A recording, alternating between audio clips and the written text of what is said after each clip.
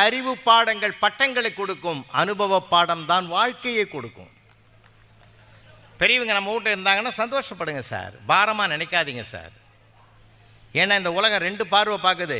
எனக்கு நான் எல்லாத்தையும் பார்க்குறேன். பென்ஷன் வாங்கின மாமனார் மாமியார் வீட்டில் இருந்தால் அவங்களுக்கு தனி மரியாதை. ஆனால் பென்ஷனே இல்லாத உட்காந்துக்கிறாங்க பார்த்தீங்களா, அவங்களுக்கு பெண்ணும் உதவ மாட்டுறாங்க, சன்னும் உதவ மாட்டுறாங்க. நிறைய இடங்களில் சிக்கல் இருக்குது. என்ன சார், எதை கொண்டு வந்தோம், எதை கொண்டு போக போகிறோம்? வாழ்க்கையினுடைய வெற்றி எப்போது தெரியுமா?